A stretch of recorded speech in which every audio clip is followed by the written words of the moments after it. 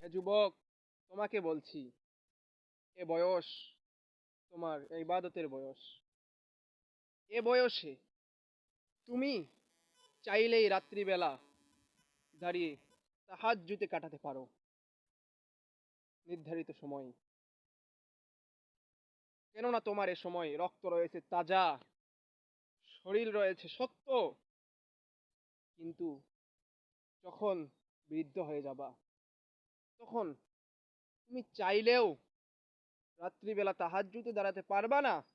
আজকে দেখো, যারা বুড়ো হয়ে গেছে, রাত্রিবেলা তারা চায় তাহাজ্জুদে দাঁড়াই, কিন্তু আফসোস, তাদের পায়ের ব্যথা, কোমরের ব্যথা, হাঁটুর ব্যথা, চাইলেও তারা পারে না। কিন্তু তোমার এ বয়স সবকিছুই পারে।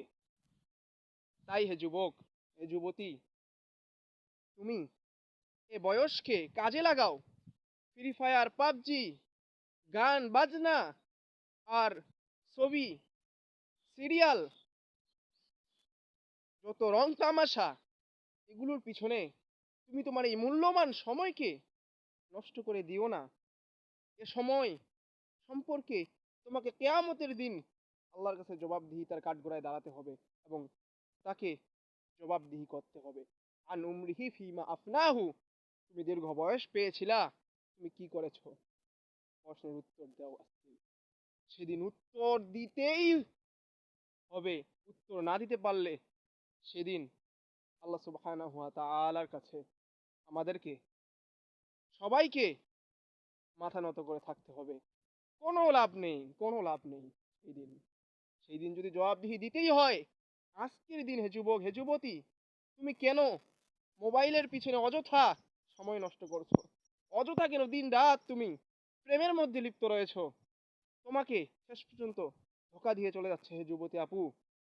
তোমাকে সে ছেলে যাকে তুমি ভালোবাসো, তোমাকে এক গোপন জায়গায় নিয়ে গিয়ে ধর্ষণ করে তোমাকে ছেড়ে দিতেছে, তোমাকে হত্যা করছে।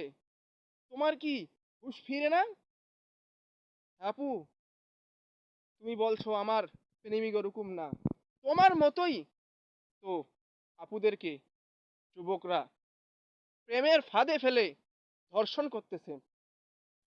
প্রিয় যুবক যুবতী ভাইয়েরা, বোনেরা, এই বয়সে আমরা সমাজের কল্যাণে এগিয়ে যাই, ইসলামের দাওয়াতের জন্য আমরা এগিয়ে যাই।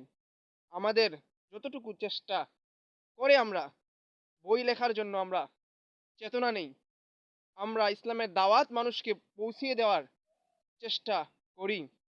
তাই আপনাদের প্রতি উদাত্ত আহ্বান, আল্লাহ সুবহানাহু ওয়া তাআলা আপনাদেরকে ইসলামের জন্য কবুল করুক। আল্লাহুম্মা আমিন।